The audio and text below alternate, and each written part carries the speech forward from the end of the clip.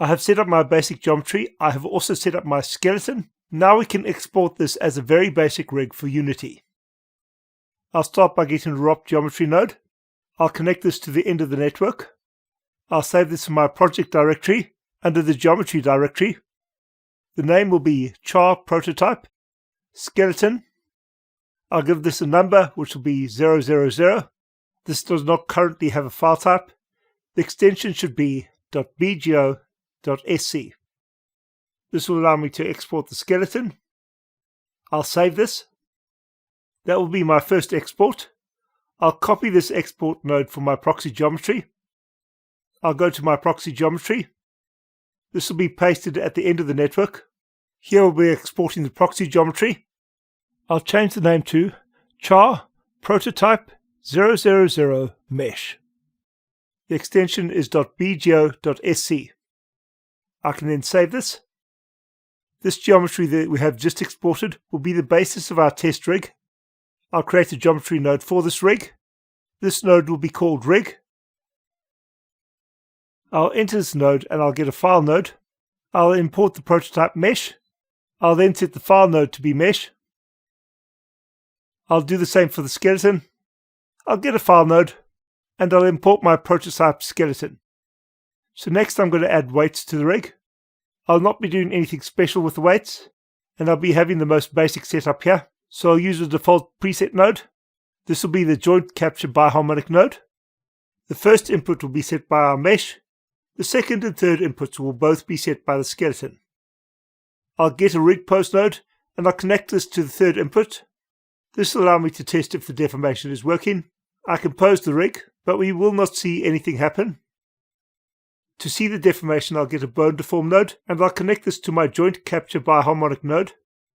We should now have basic deformation happening for our rig. I'll clear out the pose node and we can now export this. I'll get a ROP FBX character output node. This will be connected to my joint capture biharmonic node. The first input takes my mesh, the second takes my skeleton, and the third takes the animated skeleton. I'll specify the folder for my export. This will be under my project directory, under an FBX directory. I'll save this as char prototype 0.fbx. I can save to disk, but this will not work and I'll get an error. This is because we'll need to have some specific name and path attributes that are required by the FBX file format. For these attributes, we can look at the help for the export node. At the start of this node, we'll have a list of all of the attributes which will be stored when we create an FBX. Not all of these are necessary, but there are a number of these which we will need for FBX to work correctly. To add the attributes that we do need, I'll get an attribute wrangle node. I'll then connect this to our mesh. First, I'll create a mesh name. This will be the name that the FBX stores for the geometry itself, and it is a primitive attribute. In this case, I'll set the name to be prototype. I'll need to make sure that this attribute is a string attribute. The next attribute will also be a string attribute, and this will be the FBX material name. I'll give this a default value of no material. I use no material as it will not clash with certain engines. For example, if I was to use a default value of none, this attribute would clash in Unreal. This export will still fail. These should be primitive attributes and not point attributes. I can now export again, and everything should be saved properly. This will give us our character. Next, I want to bring this character into Unity. We're now going to work in Unity. I'm going to need to create a folder to store my files in. I'll call this folder Geometry, and I'll add a folder within this folder, and this folder will be called FBX. I'll now go to my project folder where I've exported my FBX file, and I can drag and drop this onto Unity. If I get no errors, I should be able to drag and drop this model onto the scene and we should be able to look at it. I will want to make sure that my scale is correct. In the scene, we've got a test box which we could compare the character to, but this is not really appropriate. Instead, we want to have some Unity geometry, as the Unity geometry will have the correct scaling for Unity. In this case, I'm going to get a box. The box should have a length of about 1 meter, and the character should be about 1.7 meters. In other words, the character should be slightly less than 2 boxes. So in this case, the scale is correct. We can take a closer look at the geometry we're bringing in. We should have no animation on this geometry. Instead, we should just have our basic bone structure. In this case, the bone structure should start with the hips. And if we expand this hierarchy, we should see that we have our entire skeletal structure here. We should then have the mesh, and this should be named off our attribute. In this case, it should be called prototype. This model will have a default material attached to it called no material. For this character, we will want to set up the rig. This will have a standard animation type of humanoid. When we get to the later rigs, we will be using custom avatars, but starting with a humanoid avatar will make it easier to use motion capture when starting. I'll create this avatar from the model. By default, we'll have a skin weighting of 4 bones. This is not technically correct for this mesh, as I have not actually set up the weighting properly. So this mesh is actually using a weighting of 6 bones. So I could set this to be a custom value, but I will not be doing that now. I can then apply it, and we should have an avatar generated for this rig. The avatar is used for retargeting animation, and is essentially a mapping of joints onto a default joint naming convention. I can now configure the avatar, and we should be able to test if the naming is correct.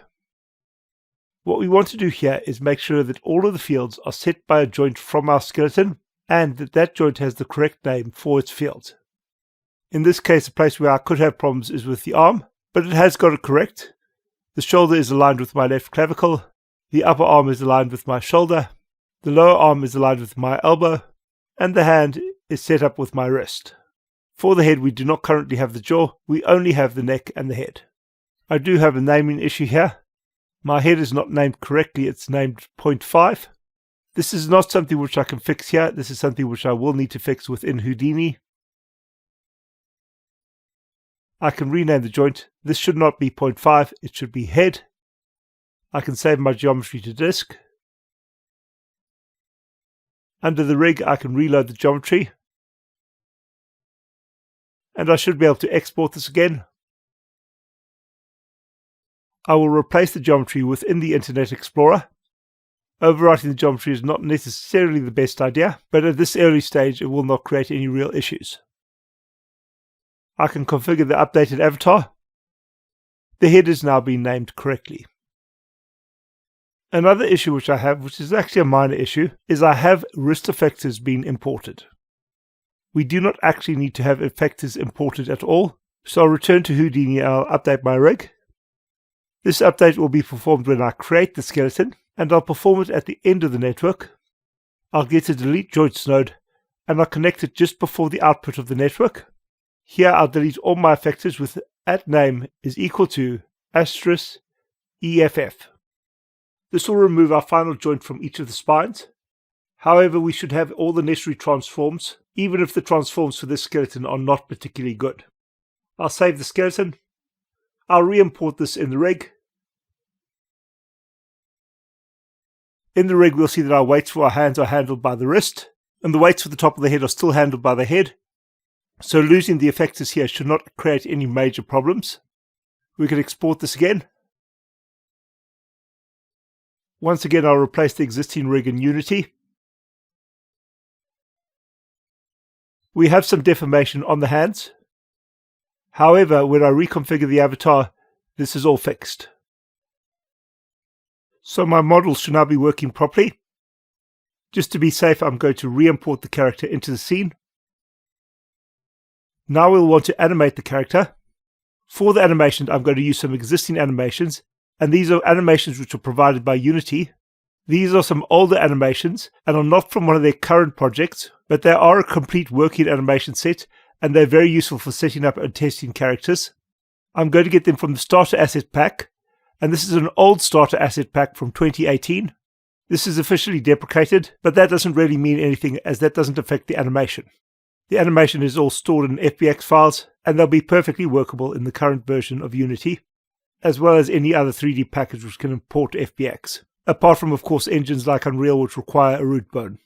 The big advantage that these animation files provide is that I'm going to be building my rig assuming root motion, and this set of assets will work perfectly with root motion. This is not always the case with assets from other asset packs. Root motion is not necessarily always a good idea, and is not necessarily even the best way of working. A lot of games will not use it. although most games will use it but only in specific circumstances, and they'll blend between root motion and more direct control of the character. For the starter assets, I'm not going to import the majority of the starter assets, so I'm going to disable most of the branches under the hierarchy. Essentially, I'm going to disable all of the starter scenes, and under the standard assets, I'm going to disable all of the 2D assets. We also do not need any of the cameras. I do not need the first-person character, and we do not need rollerball, but we do want the third-person character, specifically the animation folder under the third-person character. We do not need any of the other folders for the third-person character. I'll then disable everything else apart from the animation. As I said, this is a useful set of animations to start off with. We could also test with animations from Mixamo, but I do not really need a lot of animations to begin with. And for the most part, we're going to be working with placeholder animation, which will actually mainly be animation blockouts rather than motion capture or finalized animation. We've imported the animation. It will be under the standard assets folder, under the characters folder, under the third person character folder. I'll move the animation folder directly under the standard assets folder, and I could delete the other folders. We can now test these by attaching some of these animations to the character. I'll go to the character prototype. When we've generated an avatar, we'll usually automatically have an animator added to the rig. This will have root motion applied. I will not really change any of the other settings, apart from for the controller. We'll add an animator controller here. For the moment, I'll create the controller under the FBX folder. I will call this animator controller AC Prototype. We now have an empty animator controller, which we can view under the animator window. We can now add some animations to this. I can drag and drop the idle animation here. I will always add the idle first, as this will be our default animation, and the first animation that we add to this network will always be set as a default animation. After this, I will add the walk animation. I'll then add a transition from the idle to the walk, and I'll add a transition from the walk to the idle. I can then add a parameter. This will be a float parameter. This parameter will be called speed. I'll then select my first transition. I'll set this to not have any exit time.